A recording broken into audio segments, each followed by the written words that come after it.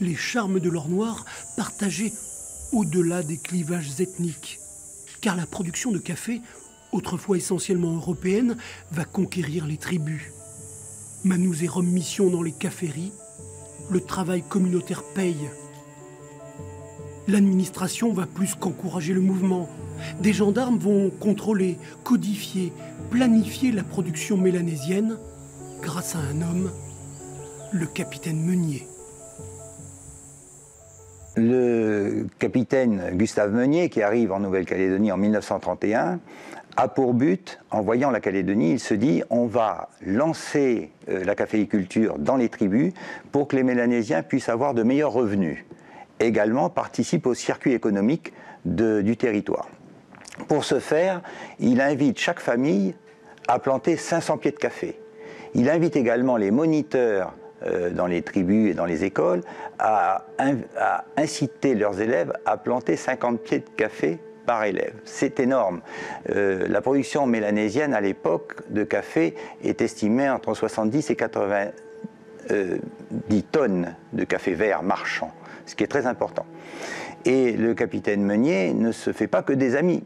Il se fait des ennemis parce qu'à partir du moment où il demande aux Mélanésiens de planter du café dans les tribus, les Mélanésiens sont moins disponibles pour aller travailler chez les colons. Et les colons sont furieux et demandent même au gouverneur de l'époque le retour du capitaine Meunier en métropole. Le capitaine Meunier qui est une figure parce qu'il a fait 14-18, il a perdu son bras gauche à la guerre et il ne se laisse pas faire. Mais il sera obligé d'abandonner. 1930, 700 tonnes et un record jamais atteint depuis 2350 tonnes en 1939. Élan radieux, brisé par la guerre. La mangeuse d'hommes appelle la soldatesque. Autant de bras en moins dans nos caféeries.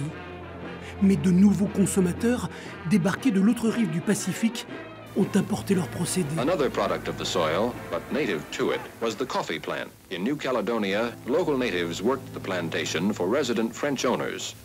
Coffee roasting and grinding machines were set up on many island bases. Accompanying these machines were well-trained two-man teams to supervise their operation. La traditionnelle préparation du café. Du folklore pour les caméras des GIs. La main-d'œuvre locale, embauchée par la logistique américaine, a abandonné les plantations. Et dans les touks, les dollars ont remplacé le café. En 1946, alors qu'on espérait une résurrection, les caféeries subissent une désaffection. Fin du statut de l'indigénat.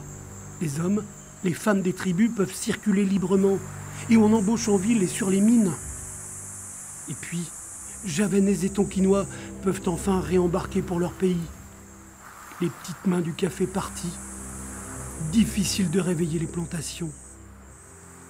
Nouvelle fatalité en 1948. Un charançon vorace, le scolite, s'attaque aux cerises. Traitement insecticide, et on fera avec. Car les plantations ont aussi leurs fidèles. Des métayers indonésiens ont repris le flambeau. Familles nombreuses et laborieuses,